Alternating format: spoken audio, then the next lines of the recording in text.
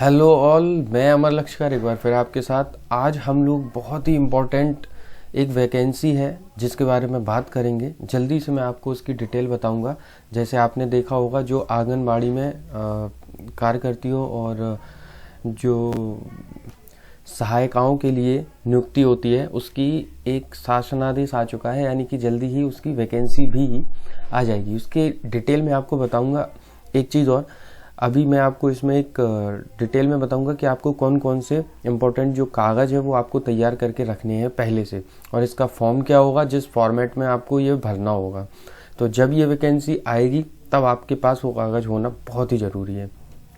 अगर आपको इसकी जानकारी अपने डिपार्टमेंट से, इसके डिपार्टमेंट से चाहिए, तो अगर आपके शहर में एक विकास भवन करके जगह होगी, वहाँ पे इसका एक अनुभाग होगा जिसे बोलेंगे हम लोग बाल विकास एवं पुष्टाहार अनुभाग।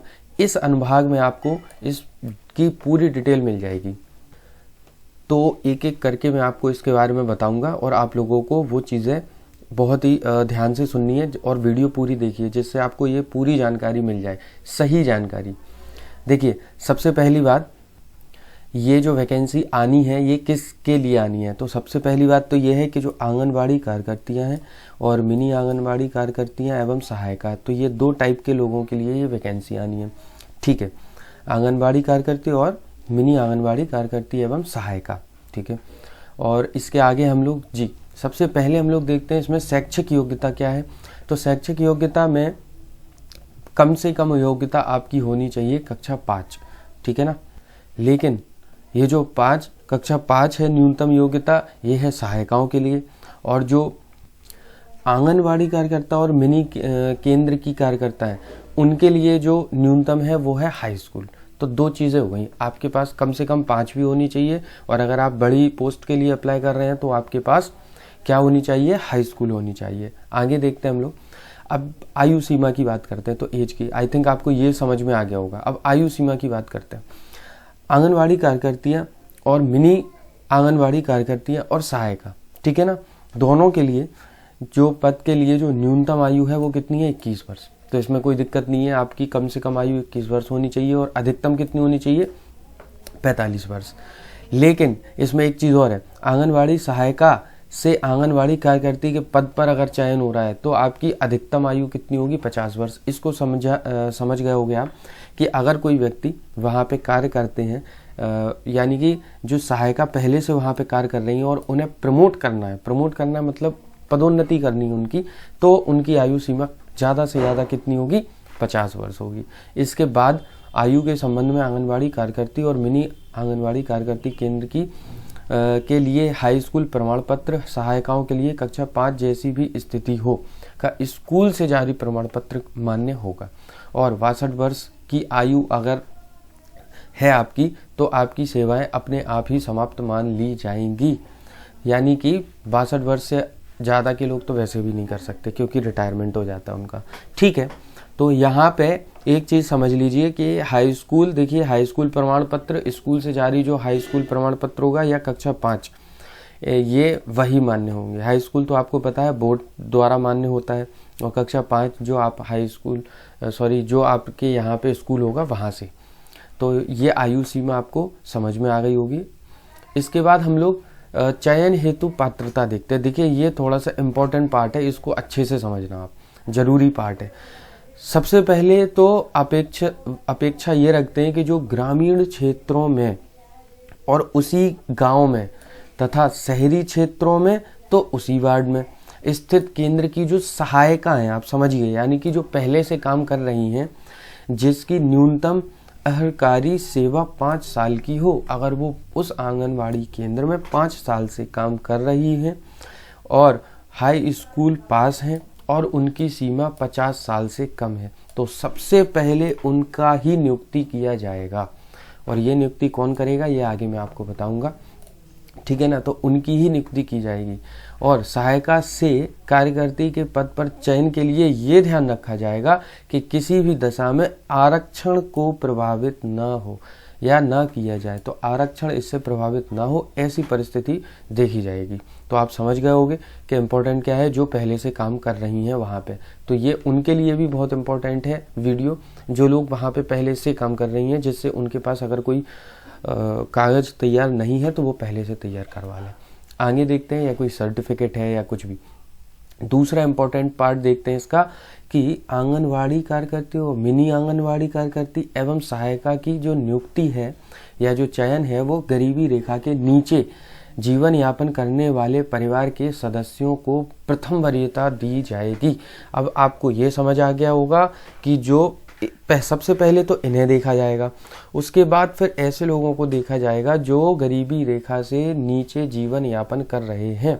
अब देखिए, ऐसे आपको कैसे पता चलेगा कि वो गरीबी रेखा से नीचे है, तो देखिए इसके लिए क्या लिखा है।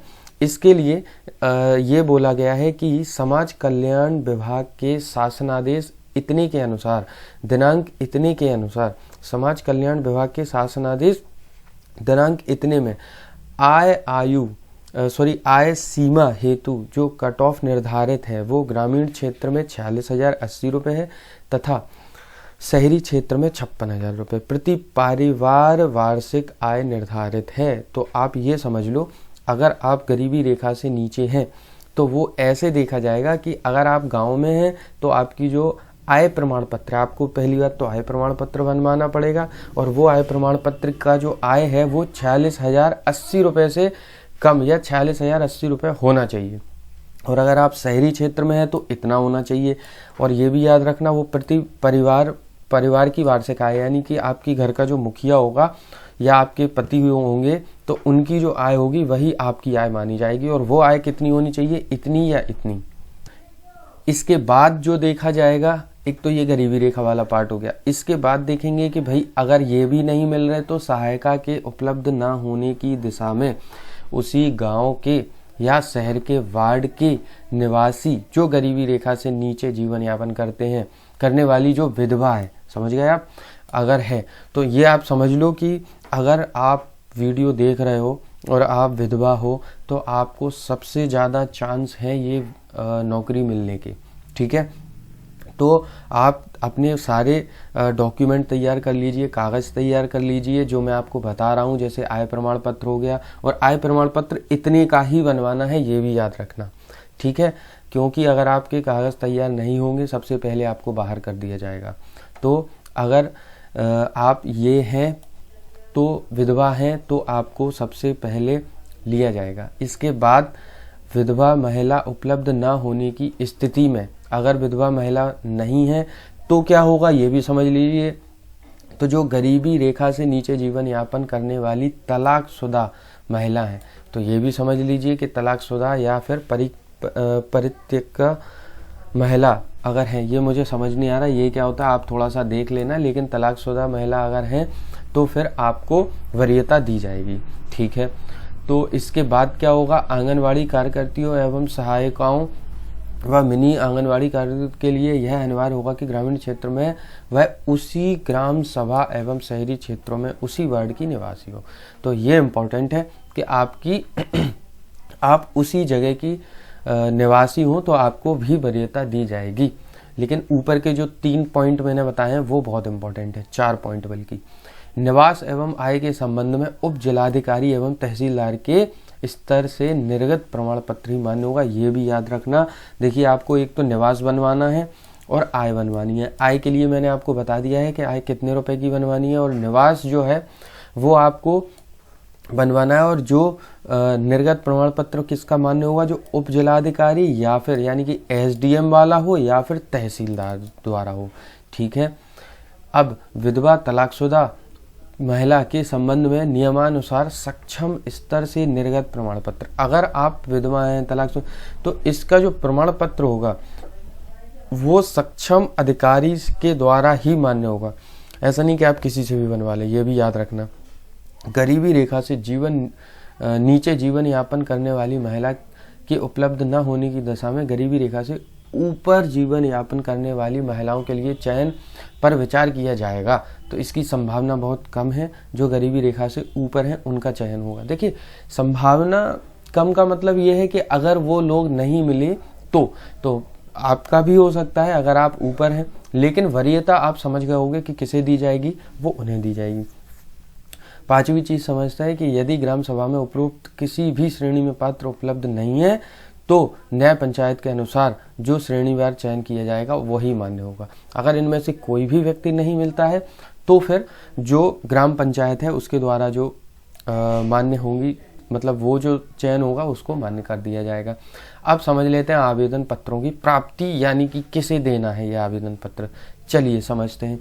तो इन पत्रों की प्राप्ति और चयन की प्रक्रिया से संबंधित जनपद के जिलाधिकारी द्वारा पूर्णतः संपादित कराई जाएगी। अब आप ये समझ गए होंगे कि इसको जो इस वैकेंसी को जो भरने वाला है वो है जिलाधिकारी, ठीक है ना। सारी चीज़ें जिलाधिकारी द्वारा ही कराई जाएंगी, यानी कि आपके जिले के डीएम के द्वारा। और निदेशक बाल विकास सेवा एवं पुष्टाहार ये ऑफिस के द्वारा, ये ऑफिस कहाँ रहता है, ये ऑफिस आपका विकास भवन में रहता है। जैसे मैं बताऊं आपको कि झांसी है, तो झांसी में विकास भवन एक है हमारा, और वहाँ पे बहुत सारे डिपार्टमेंट काम करते हैं। तो वहाँ पे एक डिपार्टमेंट होगा जिसका नाम होगा बाल विकास सेवा एवं पुष्टाहार डिपार्टमेंट या अनुभाग। वहाँ पे आपको इसकी पूरी जानकारी भी मिल जाएगी और आप वहाँ पे इसके डॉक्यूमेंट वगैरह है फिजिकल फॉर्म में जमा भी कर सकते हैं। उत्तर प्रदेश द्वारा एनआईसी से केंद्रीकृत प्रारूप विकसित कराकर जनपद की एनआईसी को उपलब्ध कराया जाएगा एवं जिससे समरूपता बनी रहेगी और अभ्यर्थी को आवेदन करने में सुगमता होगी। ठीक है। विज्ञापन प्रकाशित होने के उपरांत चयन प्रक्रिया 45 दिन में पूर्ण करा ली जाएगी। तो आप ये भी समझ लीजिए, एक इम्पॉर्टेंट पॉइंट मैं आपको बताता हूँ। जैसे कि अभी जो है ये चीज़ जो मैं आपको बता रहा हूँ ये शासनादेश है, लेकिन शासनादेश के बाद आएगी विज्ञप्ति, और विज्ञापन आने के बाद आपके 45 दिन के अंदर आपकी ये क्या जो है चयन प्रक्रिया पूरी हो जाएगी। तो चयन प्रक्रिया पूरी होने से पहले आपके पास पूरे कागज होने चाहिए। तो जो मैं आपको कागज बता रहा हूँ वो कागज तैयार करवा लीजिए, क्योंकि आपको टाइम नहीं मिलेगा, सिर्फ 45 दिन मिलेंगे। और समझ लीजिए कि जो चयन प्रक्रिया है वो जिलाधिकारी द्वारा नामित मुख्य विकास अधिकारी अथवा अपर जिलाधिकारी स्तर का वरिष्ठ अधिकारी इसमें अध्यक्ष बनेगा। यानी कि यहाँ पे 4-5 लोग बैठे होंगे जो ये चीज़ चेक करेंगे कि ये पात्र है या नहीं है। आपकी एप्लीकेशन आप समझ लीजिए पूरे तैयारी के साथ जाइएगा, जिससे आपके चयन में कोई दिक्कत ना आए। और जनपद का जिला कार्यक्रम अधिकारी जो है वो इसमें सदस्य सचिव रहेगा। जनपद स्तरीय अनुसूचित जाति जनजाति अच्छी ख्याति प्राप्त जिलाधिकारी होगा, स्तरीय अधिकारी होगा। तो ये कुछ लोग हैं जो वहाँ पे बैठेंगे। खैर इनकी ज़रूरत नहीं है आपको समझने की। इसके बाद देखिए कोरम का मतलब होता है कि उसमें कितने लोग बैठेंगे समिति में। तो चयन समिति की बैठक जहाँ पे 4 सदस्य की उपस्थिति अनिवार्य होगी। मतलब वैसे तो यहाँ पे 6 अधिकारी आपको बता दिए गए कि 6, लेकिन अगर वहाँ पे कम से कम 4 अधिकारी हैं तो उनकी बात मान्य होगी, यानी कि अनिवार्य जो लोगों की संख्या है वो 4 होगी। मेरिट सूची फिर तैयार की जाएगी।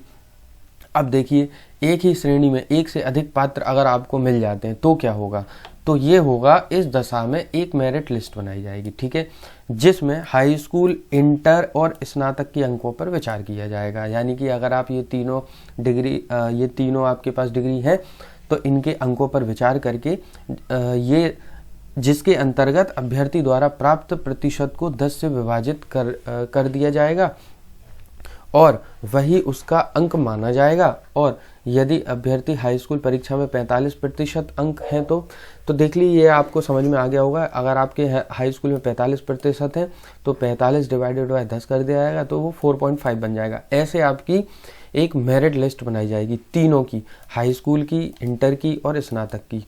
और फिर ये देखा जाएगा कि किसके ज़्यादा अंक हैं और उस व्यक्ति को वो चयन प्रक्रिया में चयन दे दिया जाएगा जिसके अंक ज़्यादा होंगे।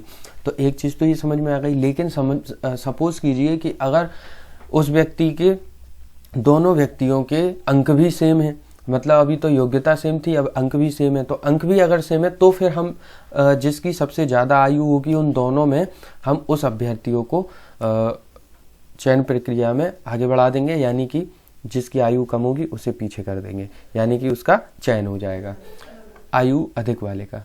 अब हम लोग बात करते हैं आरक्षण की। देखिए आंगनवाड़ी कार्यकर्तियों एवं मिनी कार्यकर्तियों केंद्र की कार्यकर्तियों सहायताओं की नियुक्ति में अनुसूचित जाति,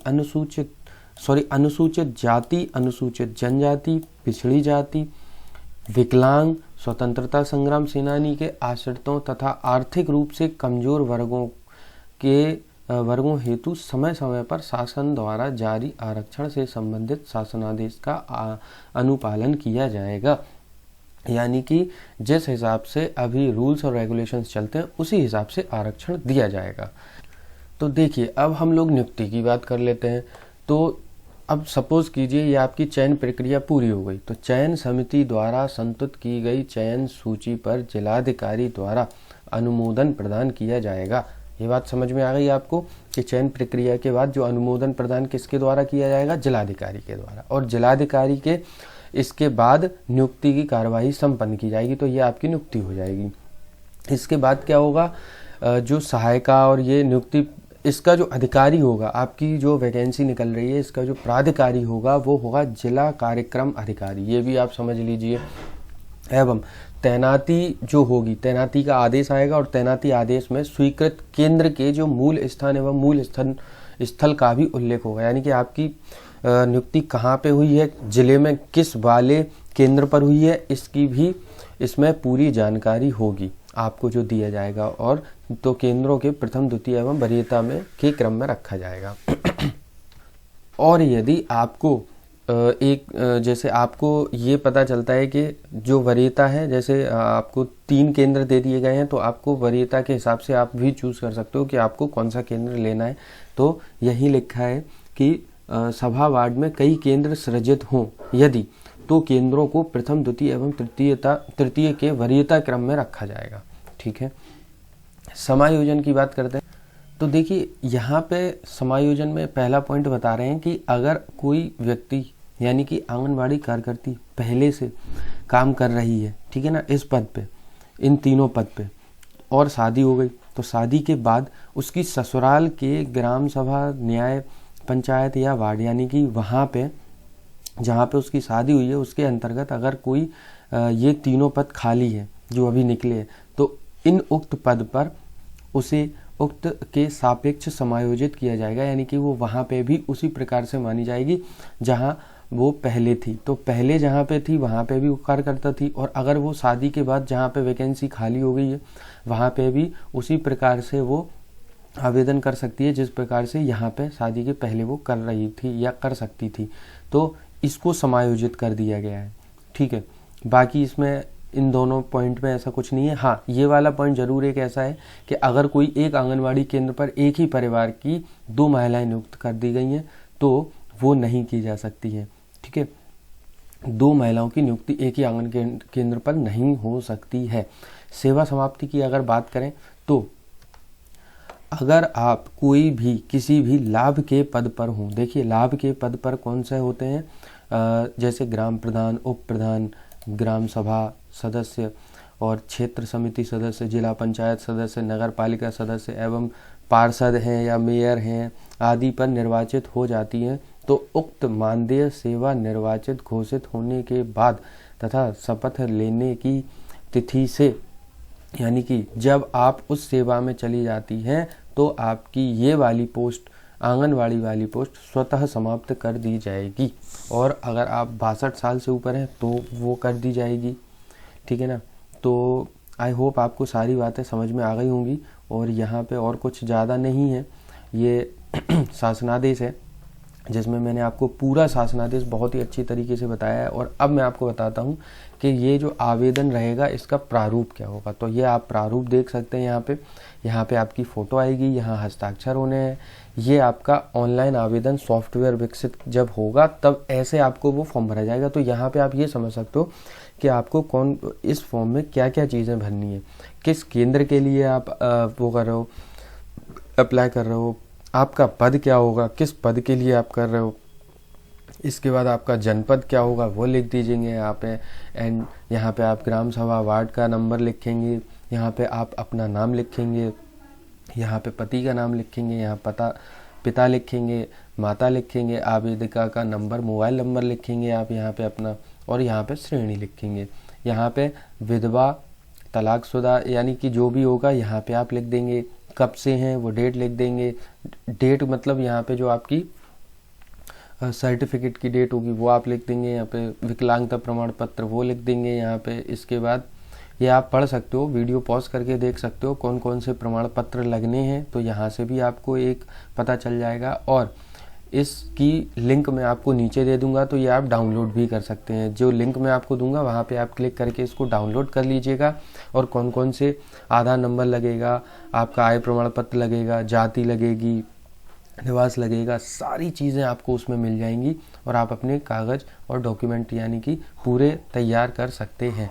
धन्यवाद। अगर आपको ये वीडियो अच्छी लगी हो तो ऐसी वीडियो पाने के लिए, लगातार पाने के लिए आप सब्सक्राइब कर सकते हैं मेरे चैनल को और बेल आइकन को भी दबा सकते हैं।